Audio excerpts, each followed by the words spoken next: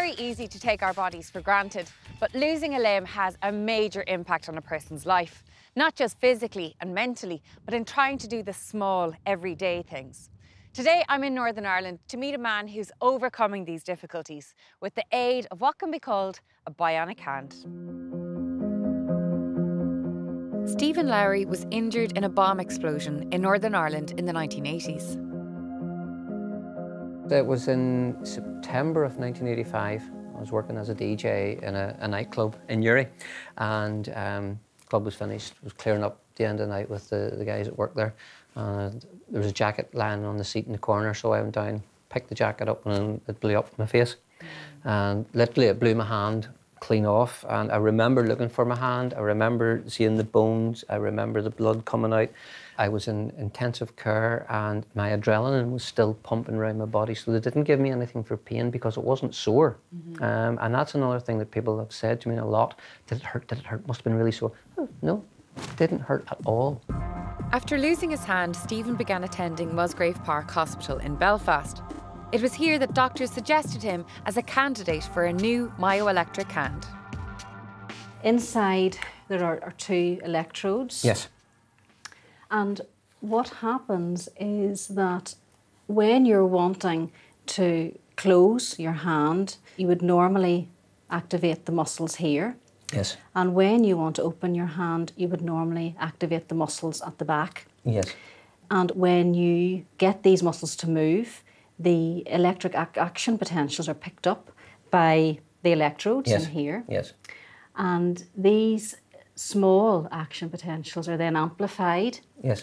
And used to move the motors in the hands.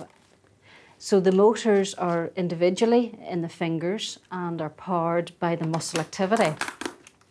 So therefore, we need patients to be able to move those muscles within the stump to activate the hand. It just happens naturally now for me. It works great, it just happens. And this type of hand has been around for 8 years now. Stephen's an excellent user, but it's not suitable for everyone. In 10 years' time, the hand may be made a lot more robust and therefore suitable for many more patients. But at the moment, it's delicate. You can't use it for heavy lifting. So that will mean that many patients would choose not to use that type of bionic hand. Unlike a more conventional prosthetic hand, the sensors and processors built into Stephen's hand give him a greater variety of control when going about day-to-day tasks. My previous fitting I used to wear was mechanical, so the arm didn't do anything. I didn't have to think about anything in the arm. So the arm was slowly deteriorating because I wasn't using the muscles. But now I have to use the muscles, so the strength in the arm is building up again. I have very, very fine movement over this one here. I can stop it where I want to stop. It won't react involuntarily because the computer inside is telling it when to work and when not to work. You seem to have a really good range of movement with it as well. Oh, the movement's fantastic. I mean, I can take your hand and it will not hurt you. No. People think it will hurt them, and it won't. Like most people, I take my hands and the things they can do for granted. But for someone like Stephen, who's lost a limb, a bionic hand is invaluable. Grapes. If you lift the grape out, it will not squash. You then go squash a grape. It won't squash it, it just holds it and it's perfect. So it's all those simple everyday things that we take so much for granted that this technology is now allowing you to do. Yeah. The confidence has literally gone through the roof. I would attend schools and talk to kids about it and show them how it works and why it works. And that's taken a big stigma away from the whole fact that I wore a prosthetic. And the kids absolutely love it. Stephen's hand may look like something out of a sci-fi movie, but is it typical of what we can expect to see in artificial limbs in the future?